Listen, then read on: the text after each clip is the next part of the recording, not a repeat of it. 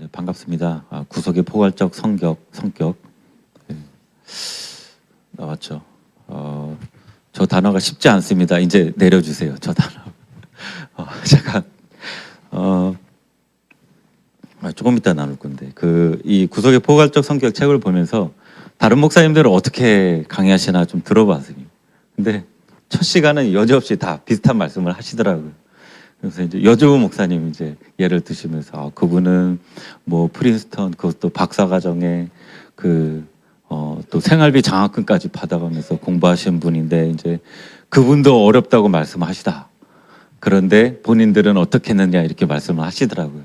그것을 들으면서 이거 써야 되는데 저는 어떻게 씁니까? 이렇게 속으로 이렇게 기도를 하였습니다. 주님 십자가복음도 쉽지가 않은데 주님 여기까지 나아갔습니다. 벌써 여기 왔습니다. 주님 은혜를 구합니다. 라고 기도도 하고 계속 책도 보는데 쉽지는 않습니다. 아까 담임 목사님께서 아침에 설교를 바꾸셨죠. 그분이 참 어떤 가정과 어떤 관계 이런 부분들이 정말 계속적인 의문이고 고민입니다. 정말 고민이 되고 우리 위에 세대들은 또 어떻게 했느냐. 그분들은 정말 공짜로 사셨는가라는 그런 생각이 들었는데 잘 생각을 해보니 또 나름대로 또 많이 고민을 하셨더라고요. 그래서 저도 생각을 해보면 이제 또 어머니께서 이제 신학을 하셨을 때 그때 이제 상담 전문가 이제 교수님들을 저를 데리고 가갖고 상담도 하게 하시고 그리고 또 새벽에 보면은 이제 저희 집 같은 경우에는 이제 일단 아버지가 안 계시고 이제 어머니가 너무 바쁘시니까 저희 집의 개념은 제가 문을 열고 가방을 집어 던지고 그리고 문을 닫고 거기가 이제 제 집의 개념이었습니다. 학교 끝나고 이제 그런 식이었죠. 그래서 이제 집에 대한 뭐 나쁜 감정은 없었는데 또 좋은 감정도 없는 그런. 어머니는 아침 일찍 나가셔서 이제 새벽에 들어오시고 가끔 그 다음 날도 들어오시고. 왜냐면 금요철에 옛날에 금요철에는 저녁에 시작해서 막 새벽 3시 4시에 끝났잖아요. 그럼 이제 오후에 나가시면 어쩔 때는 금요일 날 아침에 나가시면 토요일 날 뭐 저녁에 오시고 뭐 이런 거였으니까. 잘 모르는데 하여간 이 마음은 이제 냉랭했죠. 근데 어느 날 이제 새벽에 오셔서 이제 기도를 하시더라고요. 옆에 이제 형하고 저하고 있는데 새벽 예배 끝나고 오셔서 기도를 해주시는 거예요. 그럼 이제 제가 좋았을까요? 짜증을 냈죠.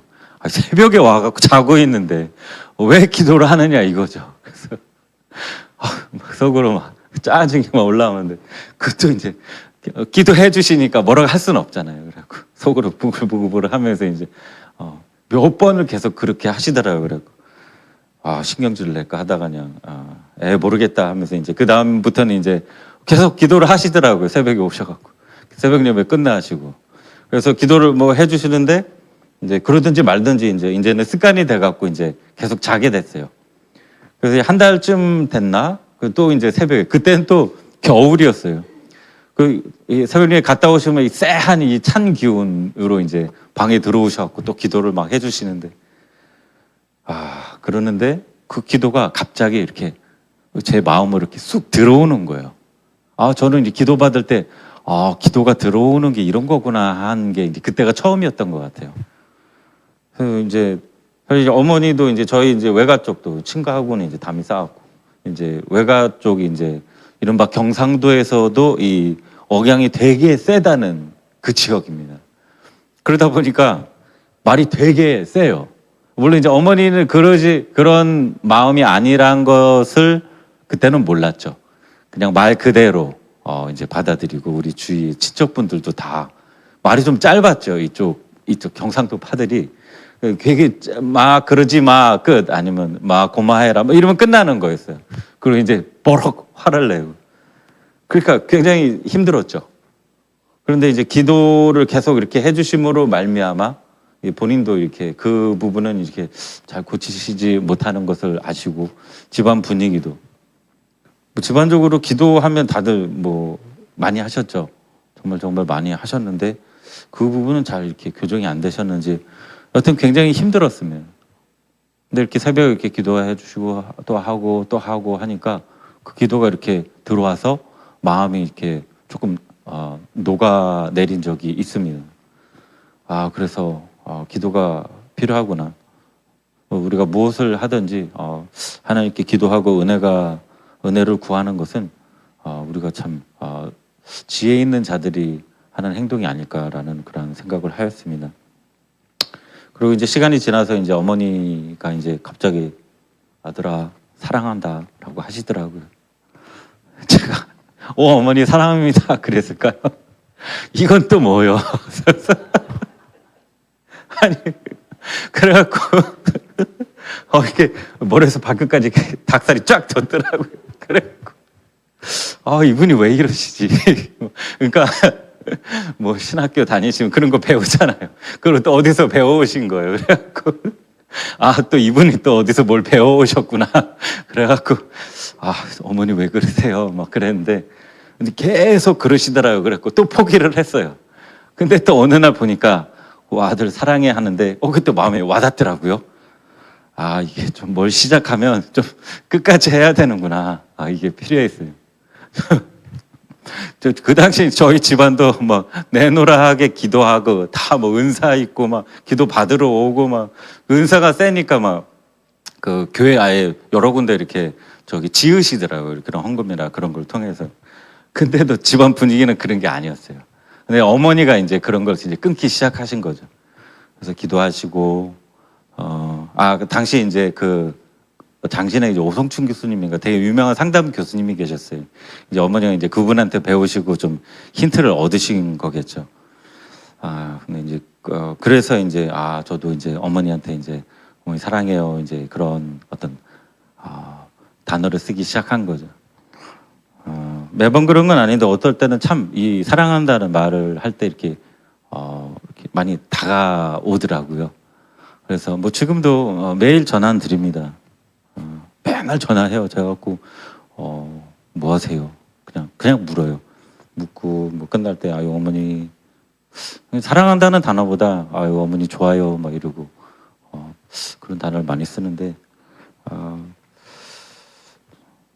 아이한테도 그렇게 뭐 사랑한다는 단어를 가끔 쓰지만 좋다고 하는 어떤 그런 표현을 많이 합니다. 안 통하는 사람도 있고 근데 여튼 뭐 이렇게 하고 있습니다. 그래서 여러분의 방법입니다. 정말 그런 것 같아요. 이렇게 하나님 안에 있는 게 굉장히 중요하고 십자가 복음 아래 자녀를 사랑하는 것, 부모를 공경하라는 것 이것도 역시 율법이죠. 네. 분명히 율법은 결과적으로는 지키라고 주신 겁니다. 도전하지만 역시 안 되죠.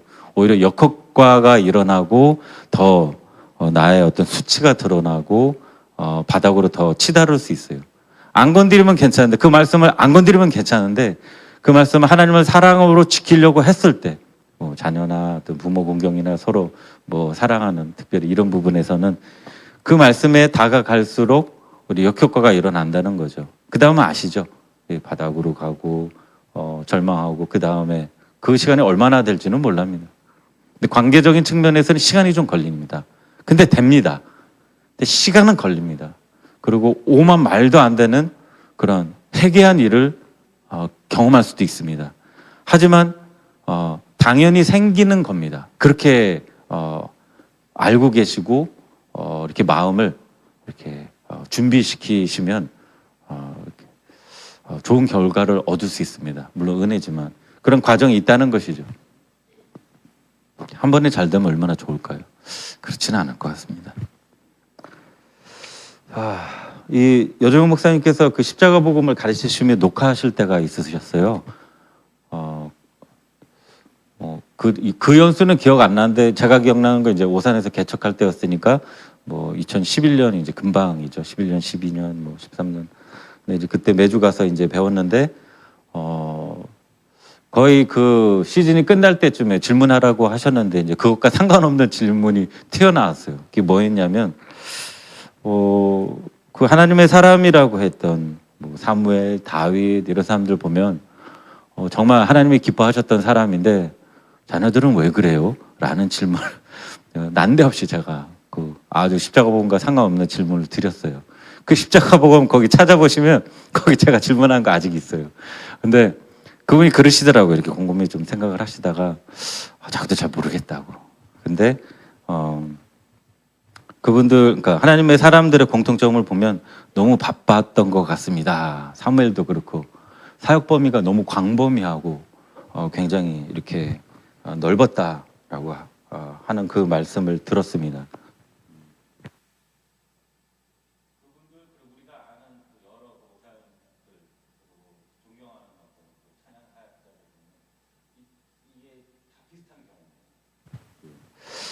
그것들 보면서 아주 유명한 그런 분들을 어떤 가정을 보면서도 비슷한 그런 위기 속에 있는 것을 보면서 많이 저도 힘들어하고 처음엔 비판하다가 나는 다르지 않구나, 나는 더 하겠구나라는 것을 깨닫게 되고 이제 많이 겸손하게 되는 거죠. 실제 어떤 상황도 쉽지 않고 그래서 거기서 얻은 힌트는 저는 그러면 너무 바쁘니까 이제 아이들하고 못 놀아줘서 그런가 해서 많이 놀아줬죠. 이거 연관 회원권을 끊어서 그냥 놀아줬는데 이게 거기서 또 단순하게 또 그건 또 아니구나라는 걸 알게 되고 주님 날마다 은혜가 필요하다는 것을 알게 되었는데 실제로 거기에 이제 알게 된 것이 실제로 어떤 생활이 되기까지 주기적으로 이 삶의 어떤 그 패턴을 바꿔야 되니까 정말 쉽지 않다는 거죠. 하지만 이 시대가 하나님께서 원하시는 그러한 그 방향으로 해야 되는 일들이기 때문에 쉽지 않더라도 지금 같이 그 방향으로 나가야 될 것 같습니다.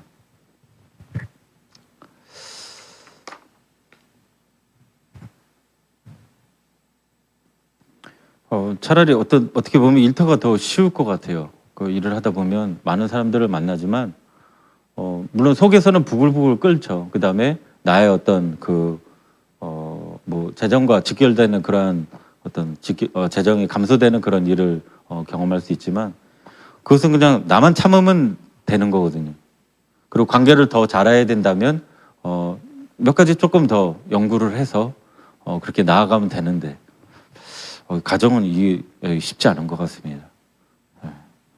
그래서 결과적으로 영혼들이 돌아오고 회복되는 것을 반드시 보실 수 있게 되시길 예수님의 이름으로 축복합니다. 아멘. 이 십자가복음 그 다음에 구속의 포괄적 성격, 성교적 교회.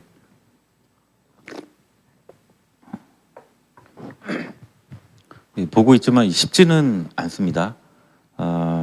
기대되는 것이 이제 컨퍼런스지요. 내일 모레 영원한 컨퍼런스. 기대되는 것 중에도 하나가 내려가면서 이제 담임 목사님께서 간식을 사주십니다. 맛있습니다.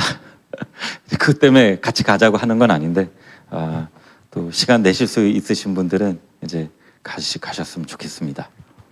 이게 이 책들과 이제 씨름을 해야 되는데 이전에는 이제 특별히 이제 먼저는 십자가 복음이라고 하죠.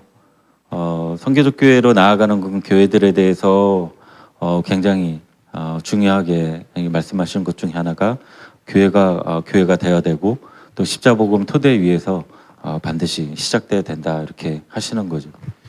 돌아보면 일터 신학이나 이런 것을 배울 기회가 굉장히 많았습니다. 오죽하면 이 폴 스티븐슨도 만나서 이렇게 배울 기회가 있었는데 잘 모르겠더라고요.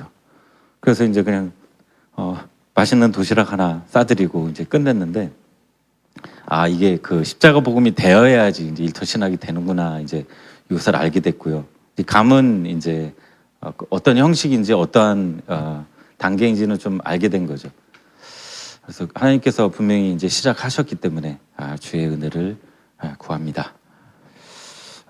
일터 신학과 선교적 교회 여기에서 시작하는 부분에서 우리가 알아야 될 것은 이제 좀 단어적인 것 같습니다. 뭐 로잔 운동 아니면 뭐 르네상스 이런 것들. 지금 이 사회를 이렇게 덮고 있는 세상 풍조가 무엇인가, 그리고 이것은 어디서 왔느냐, 이것인 것 같습니다. 그리고 선교적 교회, 그리고 이 주제에 대해서 어떻게 심도 있게 연구하게 되셨는가, 이거죠. 그 요즘 목사님께서는 그 로잔 운동을 통해서 이제 좀 더 심도 있게 이제 알게 되신 거죠. 그런데 이 로잔 운동은 또 무엇인가? 이게 긍정적인 부분도 크고 어떤 부정적인 부분도 있습니다. 그래서 사실은 이제 부정적인 부분들은 이제 하여튼 요즘 목사님께서는 이 로잔 운동의 부정적인 부분을 이제 알게 되셨고, 이제 그럼에도 불구하고 이제 긍정적인 요소도 크다 하셔서 이제 계속 이제 참여를 하고 계신 거죠. 또 분명히 그 안에 하나님께서 역사하시는 것이 있는데, 어떠한 그룹의 사람들은 이 부정적인 부분이 조금 있으면 그것을 그것만 이제 다루는 그러한 그룹들도 있습니다. 그 로잔 운동이 무엇인가? 로잔 카운셀이라고 하죠. 로잔 회의이죠. 근데 이 시작은 이제 자기들이 얘기하기는 초대교회입니다. 초대교회 성도들 가운데 자신들의 이제 정체성이 무엇인가, 그리고 교회가 무엇인가에 대한 그런 의문을 가지게 되었습니다. 그래서 초대교회 리더들이 모여서 회의를 하게 되었습니다. 그래서 이 회의들이 굉장히 중요한 것이 무엇이냐면, 뭐 그때 당시에도 이단들이 있었죠. 그래서 그 사람들이 가르치는 것과 우리 예수님이 가르치신 것의 차이는 무엇인가? 그 다음에 이 믿음과 어떤 그 가르침이 발전하면 발전할수록 악한 세력들의 도전이 큽니다. 근데 그 도전들은 이제까지 신앙생활을 하던 사람들이 생각하지 않았던 부분으로 파고듭니다. 그럼 이제 그때 이제 그 리더들이 모여서 이제 신앙적인 부분을 나누고, 그들이 하나님으로부터 알게 된 것들을 이제 나누면서 이단들에 대해서 악한 가르침을 가르치는 사람들에 대해서 저것이 좋은 것인지 나쁜 것인지 이렇게 서로 나누게 되는 것이죠. 그것이 이제 뭐 1차 초대 첫 회의는 이제 예루살렘 회의였죠. 굉장히 이제 중요한 모임이었고, 그래서 뭐 그런 모임들을 통해서 성부, 성자, 성령 하나님, 뭐 삼위일체 하나님, 어떤 성경의 어떤 정경이 무엇인가, 예를 들어서 뭐 에녹서 뭐 이런 것들도 있었죠. 굉장히 이렇게 교훈이 되는 그런 책이었지만, 어떤 그런 것들은 이제 정경으로 들어가진 않고 이제 참고하는 그런 서적으로. 사실 그들이 모여서 이렇게 회의한 것으로 없던 것이 결정된 것은 아니고요. 그 당시 신앙인들 통해서 성령께서 운행하시면서 교회를 이끄셨기 때문에 그 당시 통용되는 그러한 신앙의 상식들이 모여서 한데 모이게 된 것이고, 이렇게 결정을 하게 된 것이었습니다. 그것이 지나고 지나서 이제 우리는 이제 종교 개혁을 통해서 이제 분리가 된 것이죠. 가톨릭에서는 그 회의가 지금까지 이어져 있는데 그 권위가 성경만치 높이 올라가 있습니다. 그래서 그 교황분들과 여러분들이 아주 심사숙고해서 이렇게 결정한 거는 성경만큼의 권위가 있다고 이렇게 선포를 하고 있습니다. 그게 좀 다르죠. 그리고 그것이 계속 이어져서 이제 로잔 회의, 그 로잔 카운셀에서는 이제 세상에 이제 돌아가는 일들을 보면서 우리가 어떻게 나가야 될 것인가 이렇게 고민을 하고 주제를 정해서 많은 그런 교단들과 어떤 다른 큰 어떤 그룹들과 협력하면서 답을 내고 그렇게 살아가자 이렇게 표어를 거는 그런 운동이죠. 부정적인 그런 이 부분 중에 하나는 에큐메니컬이죠. 이제 같이 가자 이겁니다. 같이 가는데 이제 안타까운 것 중에 하나는 이제 그 교단들 중에 이제 다 믿어도 되는 그런 기독교이지만 그런 교단도 이렇게 들어와 있고 그다음에 좀 더 나아가는 안타깝지만 이 동성애 목회자까지 허용하는 그런 교단도 이렇게 들어와 있습니다. 그렇기 때문에 이제 여기서 하는 결정들과 방법들이 모두 다 옳은가는 어떤 개인적인 소견과 어떤 교회의 어떤 신앙의 노선에 따라서 잘 분별이 돼야 됩니다. 이전에 이제 저를 가르쳐 주셨던 그런 교수님 중에 한 분은 이제 목숨 걸고 여기 반대하면서 쫓아다니신 분도 계셨습니다. 뭐 WCC하고 연결이 돼 있고 뭐 그렇기 때문에 근데 이제 여조 목사님은 거기에 이제 좋은 것을 보셨고 이제 그것을 이제 취하시는 거죠. 그래서 그런 열린 마음이 아니었다면 특히 이제 외국의 어떤 교수분들이나 어떤 신학자들은 굉장히 열린 마음으로 좋은 것을 취합니다. 그래서 거기에서 악한 것이 있다 하더라도 어떤 그 하나님께서 주신 것이라면 그것을 이렇게 잘 뽑아내시더라고요. 근데 이제 안타깝게 어떤 나라들은 조금만 부정적인 게 있으면 그게 다라고 생각해서 좋은 것을 이제 찾아내지 못하는 경우가 있더라고요. 하여튼 그 감사하게도 로잔 운동을 통해서 우리가 이렇게 좋은 그 영향력을 받기 시작했다는 것이죠. 그리고 이제 그 교회라고 했을 때 초대교회 그 리더들의 모임에서 이 회의에서 교회가 무엇인지 회의를 하게 되었고 그 결론은 그 무너진 다윗의 장막이 회복된 예배가 이루어지는 그 사람과 그 장소 그것을 교회라고 하였죠. 요한도 동일하게 그렇게 교회를 보았습니다. 그 하늘의 예배를 보았죠. 그 다윗과 요한의 그 시차는 그 1000년이라고 합니다. 1000년 전에 다윗이 보았던 그 하늘의 예배, 그 다음에 요한이 보았던 하늘의 예배, 그 동일한 거죠. 이 둘의 공통점은 하나님을 정말 사랑했다는 것이죠. 그 삶으로 하나님을 사랑했다는 것입니다. 그 솔로몬도 뭐 하나님께 많은 뭐 소를 들여서 예배를 드렸다 그러는데 한 1000마리 정도 소를 드렸다고 하죠. 대단하다고 하는데 다윗이 드렸던 금은 보화의 가치, 금은 보화입니다. 다른 거 빼고 이 보화들의 가치만 해도 지금으로 따지면 최소한 270조라고 합니다. 이 솔로몬하고 이게 좀 많이 차이가 있죠. 그러니까 다윗 같은 경우에는 그냥 하나님이 다였어요. 그가 가진 많은 재산과 어떤 그 왕이었기에 나라의 것을 다 관할할 수 있죠. 그건 하나님께 다 드린 거예요, 그냥. 그럼 그냥 그가 어떤 좋은 믿음으로 해서 그렇게 드렸나요? 아니죠. 그 오랜 세월을 통해서 어려서부터 그 늑대와 그 곰, 이게 벌판에서 뭐가 있겠습니까? 보호막이 없었죠. 그런 그 쉘터도 없었을 것이고. 그럼 그것들을 만났을 때 그것과 싸워 이기면서 양들을 지켰다는 것이죠. 그리고 양을 물어갔을 때 가서 그것들과 싸워 이겨서 양을 뺏어오고. 그러니까 아버지의 것이기 때문에 지킨 겁니다.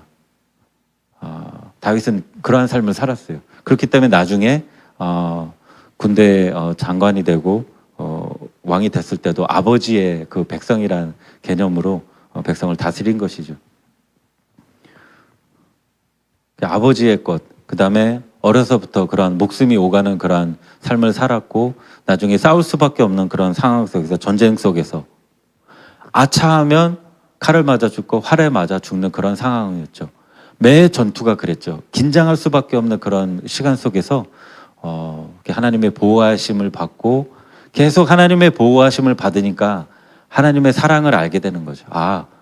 생명을 보호하시고 위기 가운데 건지시는 분이 하나님이시구나. 그것을 명확하게 알고 늘 그렇게 감사함으로 살았다는 것이죠.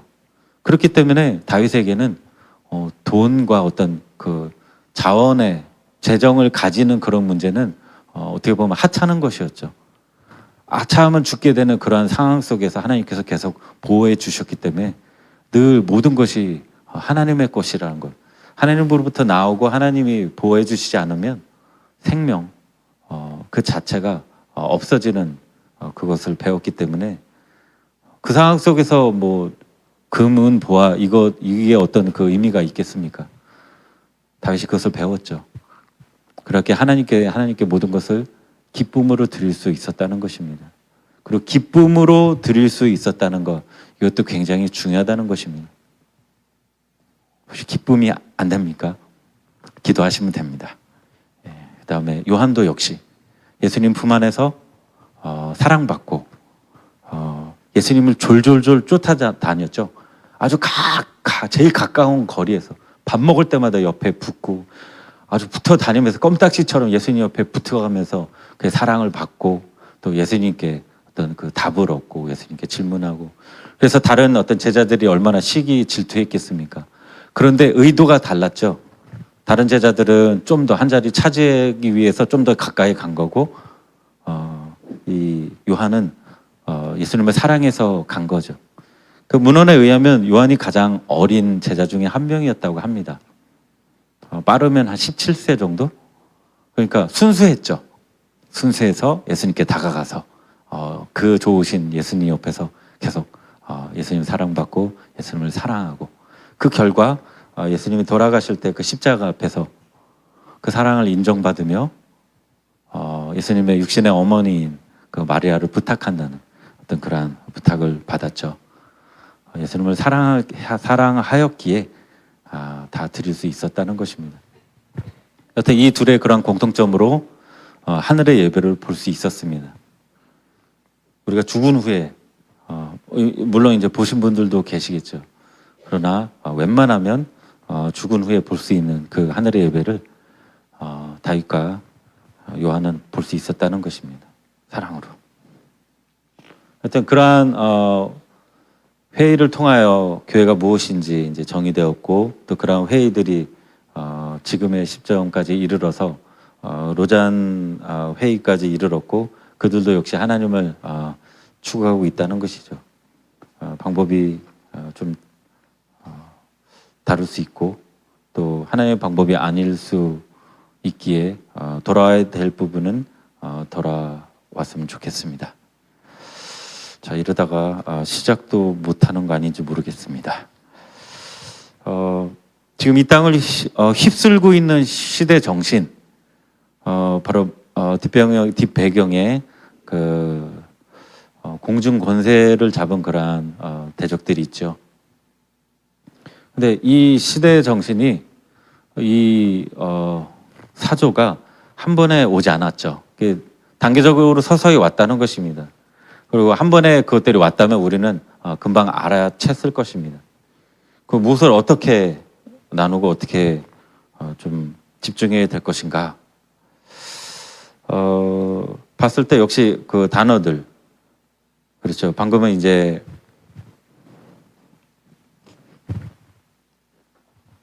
이 로잔 운동, 그리고 이 사조의 시작들 아주 강하게 변했던 그때는 바로 르네상스입니다. 르네상스 그다음에 산업혁명과 어떤 진화론 그다음에 이제 결과적으로는 이제 인본주의겠지만 이것들을 나눠야 될 때는 역사 및 세계사 시간인 것 같습니다. 그래서 르네상스에 대해서 잠시 나누고 아마 맞춰야 될 것 같습니다. 14세기부터 16세기 사이에 이탈리아를 중심으로 이 르네상스가 일어났죠. 그래서 많이들 들어보셨죠. 그리고 잘 아실 것입니다. 이른바 문예 부흥 또는 문화 혁신 운동이라고 일컫는 용어라고 정의를 많이들 하고 있습니다.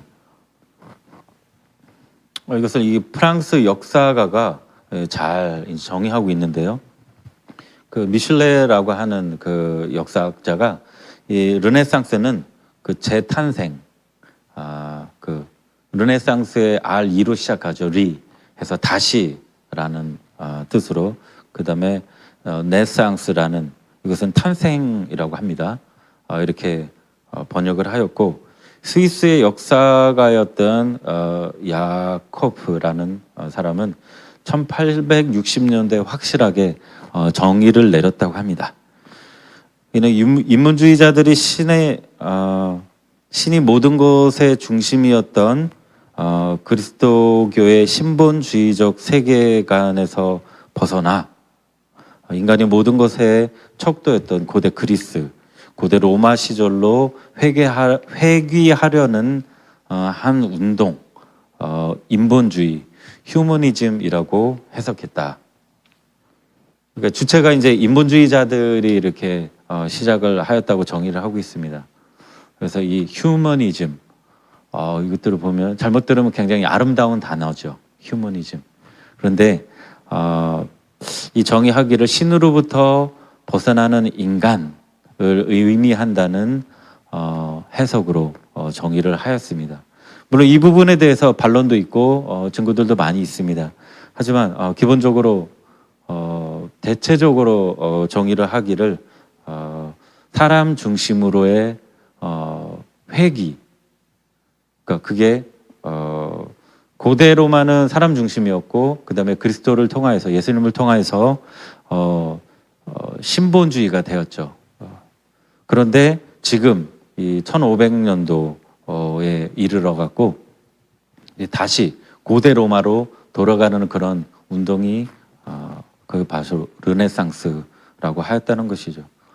근데 이것이 지역적으로 의미가 있습니다.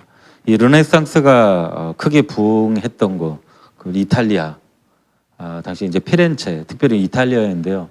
이 도시가 의미가 있는 것이 로마를 중심으로 해서 기독교가 가장 번성하였던, 강력하게 발전하였던 이 도시입니다.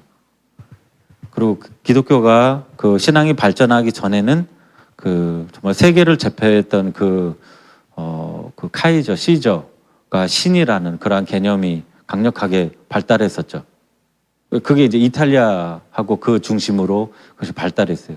그런데 예수님께서 오심으로 말미암아 그 개념을 완전히 깨시고 기독교를 왕성하게 부흥케 하셨죠. 그런데 이제 다시 이 르네상스를 통해서 다시 이전 인본주의로 돌아가려는 그런 운동이 시작된다는 것이죠.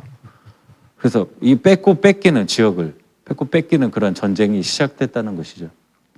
그리고 또한 이 예수님께서 오시기 전에 이 철학이라는 그런 학문을 발전시켰는데 쉽게 말하면 이제 농부들도 막 농사를 짓다가 힘들었고 잠깐 쉴 때면 인생에 대한 회의가 느껴지는 거예요. 와, 내가 이렇게 힘들게 일해갖고 뭐 하지? 이런 개념들. 뭐 전쟁에 나가는 그런 군인들은 내가 여기서 죽으면 어떻게 되지? 돈을 많이 벌어도 나는 죽으면 끝나는데 뭐 이런 개념들이 널리 퍼지게 된 거죠. 그래서 예수님께서 길이요 진리요 생명이다 이렇게 선포하셨을 때 많은 사람들이 그것을 듣고 이제 그 주님의 인도하심에 따라 하나님을 믿게 된 거죠. 그래서 길을 찾는 그런 역할을 철학이 또 했습니다. 일부분. 근데 또 지금은 반대로 그 인본주의가 이제 휩쓰는데 이 철학과 그 여러 가지 그 인쇄기도 역시 성경을 많이 전파했지만 인쇄술의 발전함으로 말미암아 그 철학 서적들, 그 이단 서적들, 그때 사조들이 많이 뻗어나가게 된 거죠.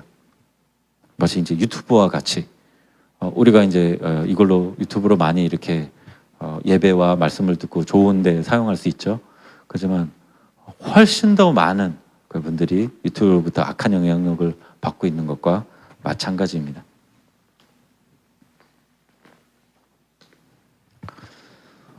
자, 1장으로 들어갑니다. 그런데 이제 한 페이지 남았습니다. 기쁜 소식이죠. 1장 예수님의 부활의 역사성. 예수님의 부활은 역사적인 사건입니다. 요거는 좀 간단한 것 같습니다. 딱 개념만 이렇게 파악하면 금방 이해가 되고 다른 사람들에게도 이거 전도하는데 쓸 수 있습니다. 이거 중요합니다. 예수님의 부활은 역사적인 사건입니다. 역사적인 사건이죠. 그런데 이것을 믿음으로만 이렇게 취하는 것인가? 이게 방법론입니다. 이거 세상에서도 통하는 이 방법입니다. 중요한 겁니다. 저자는 역사적인 사건은 역사적인 방법으로 검증해야 됩니다. 이렇게 나누고 있습니다. 이수신 장군의 예를 한번 들어보겠습니다. 이수신 장군이 난중일기를 쓰셨죠. 7년 동안 썼습니다. 그렇죠? 이거 쓰신 거 보신 분? 없죠. 없는 것 같아요. 그렇죠? 네. 근데 이 일기를 쓸 때 굉장히 복잡합니다. 뭐 전쟁 중에 일기를 쓴 거죠. 얼마나 힘들어요.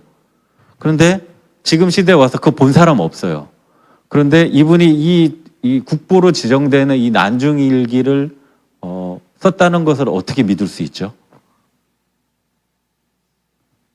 이 문헌에 나와 있는 거죠. 그렇죠? 본 사람 없습니다. 그리고 뭐 그때까지 뭐 이렇게 조상들 중에 이순신 장군을 믿었어? 아니면 이순신 장군이 우리 직계야 다 봤어? 하면서 얘기 뭐 했다고 하지만 우리 조상이 봤어라고 하지만 구전이죠. 실제로 사진을 찍은 것도 없고 그리고 동영상으로 찍은 것도 없고 그래서 눈에 보이는 증거는 없습니다. 그렇죠. 그래서 역사적인 사건은 역사적인 방법으로 검증해야 되는데 그것이 바로 증언, 그 다음에 출판물 이런 것입니다. 그때 당시 뭐 이순신 장군이 전쟁할 때 어떤 그러한 전쟁은 여러 책들을 통해서 나오죠. 근데 생각보다 그렇게 많지는 않습니다.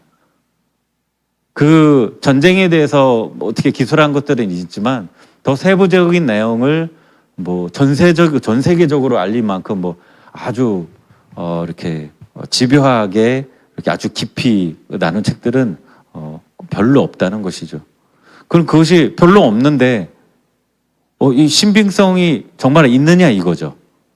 혹시 이 로렌스 형제의 이 책들처럼 이순신 장군이 죽은 후에 누가 옆에서 그분을 존경하는 사람이 그거 다 써갖고 이순신 장군이 썼다 이렇게 얘기한 건 아닐까요? 그러한 의문점들이 있다는 거죠. 근데 왜 우리가 그것을 믿을 수 있죠? 믿으니까요. 혹시 난중일기 처음부터 끝까지 읽어보신 분? 그 7년치입니다. 그리고 거기에 대해서 이렇게 역사적으로 이렇게 검증해갖고 나는 정말 논리적으로 하나에서 끝까지 다 이렇게 얘기할 수 있어. 그게 증거야라고 하시는 분은 거의 없다는 것이죠. TV에 나오니까 이순신 장군 우리나라의 위대한 그러한 장군이래요. 그러니까 일단 믿는 거죠. 그러고 나서 자료가 있으면 이게 역사적 자료야 하면서 믿는 거죠. 예수님의 부활의 역사성에 대해서 회의적으로 얘기하는 사람들이 많이 있습니다. 그러니까 교회 내에서도 예수님을 믿는 사람의 경우에도 예수님이 실제 역사적으로 그렇게 역사적으로 우리가 이렇게 사람들에게 확증할 수 있을 만한 그런 믿음이 있으신 분은 별로 없다는 거죠. 자료의 문제이기도 합니다. 그런데 예수님은 이 성경 안에 어떤 자료뿐만 아니라 대대로 예수님과 같이 동행했던 그 제자들, 예수님을 봤던 그 많은 사람들, 그리고 예수님이 돌아가셨지만 예수님을 실제로 보고 경험했던 그 많은 사람들은 그것을 기록하고 후대에 남겼다는 것이죠. 그리고 역사적인 그러한 증거로서 전 세계에 퍼져 있는 많은 예수님에 대한 그런 자료를 비교했을 때 이것이 많이 다르지 않습니다. 거의 동일하고 그리고 마태, 마가, 누가, 요한 복음도 역시 예수님에 대해서 나눌 때 이것은 정말 다른데 이 책을 봤을 때 저 책은 정말 거짓말인 거네 라고 할 만한 그런 증거가 아예 없다는 것이죠. 그러니까 이것은 실제로 어떤 사람을 보고 같이 다니면서 봤을 때만 이 검찰이 이렇게 사람을 신문할 때 여러 다방면으로 이렇게 신문을 하죠. 그리고 생각지 못한 그러한 질문을 통해서 그 사람이 실제 봤는지 안 봤는지 그렇게 그것을 알아낼 수 있다고 합니다. 똑똑하니까 그럴 수 있겠죠. 그래서 지금도 역시 예수님의 역사성을 비판하는 사람들이 여러 방면으로 그렇게 부정을 하고 또 질문을 한다는 것이죠. 하지만 지금 이제까지 드러난 많은 그런 번역본 예수님에 대한 그런 책들을 보면 예수님의 어떤 탄생을 이렇게 뒤집는 그런 것을 기록해 놓은 것이 없었다는 것이죠. 그리고 또한 이 부활에 대한 개념도 하나의 증거가 됩니다. 왜냐하면 당시에는 유대인들을 제외하고는 부활에 대한 개념이 없었습니다. 이게 뭔 얘기냐면 그리스 로마 신화 아시죠? 그래서 어떤 사람이 죽으면 뭐죠? 신이 되죠. 어떤 사람 그냥 살다가 그냥 신이 되기도 하고. 그래서 1세기 어떤 그 예수님 1세기 전까지는 부활에 대한 개념이 아예 없었어요. 이 개념을 어떻게 설명해야 됐을 때, 제가 이제 예전에 그 미국의 이제 깡시골인 그 유타주에 있었습니다. 아주 시골이에요. 근데 나중에 알고 보니까 아야베에 있는 캔자스는 더 시골이더라고요. 거기는 아침에 한 번, 저녁에 한 번 버스가 있어요. 그래도 우리는 한 3시간에 한 번에 버스가 있었는데, 그런데 이제 그 시골에서 LA로 수련회가 있어갖고, 교회에서 보내준다 그래갖고, 이제 교회 차를 타고, 한 1,400km인가? 1,300km인가? 이제 버스를 타고 갔어요. 근데 가서 이제 LA에 이제 도착을 했죠. 근데 완전 신도시, 막 이렇게 별천지인 거예요. 이게 깡시골에 있다가 거기 막 별천지에 갔는데, 근데 많이 좀 지저분하더라고요. 근데 거기서 그 길거리에서 뭐가 이렇게 막 이렇게 돌아다니는 놈들을 발견을 했어요. 그 이름 바퀴벌레. 그래서 어렸을 때 이제 저희 집도 이제 여러분 이제 지금은 모르겠지만 이제 어렸을 때 저 많이 경험을 했거든요. 이 바퀴벌레가 작은 놈들은 그냥 신발 던져갖고 죽였는데 이 큰 놈이 나타나면 되게 큰 놈도 나타나면 무서웠어요. 저희 형하고 저희하고 어머니 금요철에 가시면 둘이 남겨졌는데 이렇게 있는 거예요. 그래갖고 막 이렇게 장난감 총으로 쏴갖고 막 죽이려고 하고 그러다 안 돼갖고 막 형하고 붙어갖고 막 몇 시간 씨름하다가 이렇게 잤어요. 자고 아침에 깼는데 아직 거기 있더라고요. 아직도 끔찍한 그 기억이 있습니다. 이제 그런 끔찍한 놈이에요. 저는 알고 있었죠, 이 컨셉을. 너무 무섭고 나쁜 놈이고 세균도 있고. 근데 이 시골 유타주에 있던 애들은 바퀴벌레를 평생 본 적이 없는 애들이었어요. 자, 이제 얘들이 바퀴벌레를 만났을 때 이제 어떻게 하실 거를 상상이 되시죠? 얘들이 이제 LA 저기 지저분한 데인데 이제 이렇게 치안은 좋은 곳이었어요. 갔는데 이게 돌아다니는 거예요. 근데 보더니 이게 그거야? 라고 하면서 가갖고 얘를 집으려고 하는 거예요. 이렇게 큰 놈인데. 제가 기겁을 하면서 말렸죠. 근데 얘들은 이게 뭔지 모르니까, 어떤 의미인지 모르니까 그냥 가갖고 귀엽다면서 이 풍뎅이인 줄 알고 이거를 잡으려고. 그것도 되게 큰 놈이었는데. 그래서 막 뛰어갖고 말렸죠. 그러니까 이런 식이에요. 이게 개념이 없으면 그냥 가서 이제 만지든지 아니면 갖고 놀았겠죠. 제가 얘기를 안 했으면. 그러니까 아예 개념이 없다는 건 이런 거죠. 군대에서도 많이 이렇게 개념 없다는 얘기를 하는데 아예 감각이 없고 생각조차 안 하는 거죠. 그래서 그 부분에 대해서 생각도 안 하고 그리고 연구할 그런 필요성도 못 느끼고 아예 모르니까요. 그런데 1세기 당시에는 이 부활에 대한 개념이 아예 없었다는 것이죠. 나중에 부활에 대한 개념 이제 그리스도를 통해서 이 부활에 대한 개념이 많이 퍼져서 그런 이야기들, 소설들 많이 이렇게 신화 많이 생겼다는 것이죠. 실제로의 어떤 그런 부활에 대한 개념은 예수님이 처음이라고 하는 거죠. 그 당시에 부활을 믿는 사람은 유대인뿐이었고 문헌이나 이런 것을 통해서 그럼 실제로 그 일이 없었으면 부활에 대한 그런 개념이 발전하지 않았다는 것입니다. 물론 나중에는 어떻게 됐을 수도 있겠죠. 하지만 이 당시에 최초의 그 부활이라는 개념은 예수님께서 실제로 부활하셨기 때문에 이 유대인들이 갖게 되었다는 것입니다. 그래서 부활에 대한 그런 신앙도 발전하게 된 것이죠.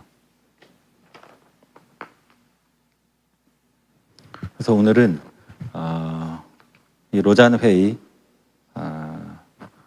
그다음에 르네상스, 그다음에 이순신 장군요. 그다음에 예수님의 부활에 대한 개념, 이것들이 예수님으로부터 시작되었다라는 것을 같이 나누었습니다. 이제 컨퍼런스가 시작됩니다. 개인적으로 부탁을 드리는데 제가 좀 개념을 잘 찾을 수 있도록 생각나면 기도해 주시고요. 담임 목사님께서 가시죠. 담임 목사님 건강 위해서 기도 부탁드리고 물론 이제 많이 잘 하시죠.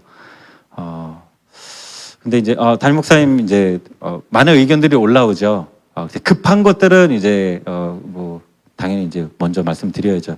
근데 이제 여러 가지 이랬으면 좋겠다라고 하는 좋은 의견들은 이제 저한테 이제 카톡으로 주시면 제가 거르는 게 아니고요. 한꺼번에 담임 목사님께 보고를 드립니다. 왜냐하면 한꺼번에 이렇게 말씀을 드리면 거기서 이렇게 보시고 또 이렇게 하나님께서 이렇게 인식하게 하시면 그 중에 이렇게 딱 해서 아 그래 좋다 이렇게 더 발전시켜 보자 더 해보자 뭐 그렇게 나오기 때문에 그래서 이제 그때 보고 드리면 이제 바쁘시니까 뭘 멈추시고 이렇게 일하셔야 되고 그러셔야 되기 때문에 이제 한꺼번에 이렇게 올리는 그런 개념이 좀 필요하지 않을까 해서 이제 담임 목사님께서도 이제 제가 이제 의견을 모아서 이제 한 번에 보고하라고 이제 하시죠. 담임 목사님 힘드시니까 예, 이렇게 기도 부탁드리고 컨퍼런스 위해서 기도 부탁드리고 각자의 기도 제목들이 있죠. 하나님께서 은혜 주실 만한 때에는 기도하게 하십니다. 기도하면 응답이 있습니다. 기도하면 하나님께서 하늘문을 열어주십니다. 분명히 은혜 받을 만할 때에 받으라고 하십니다. 이때가 은혜 받을 만한 때입니다. 사람이 하도 기도를 안 하니까 하나님께서 은혜를 주십니다. 들으시는 분은 쉽지 않으시기 때문에 더 하진 않지만 우리가 어거지로 나아가서 주님께 기도를 시작하는 것도 반드시 필요합니다. 근데 그 시작하면 뜻밖의 은혜가 있다는 것이죠. 여러분은 경험하셨기 때문에 무슨 얘기인지 잘 아실 것입니다. 예배의 은혜를 누리시기 바랍니다. 기도하시겠습니다.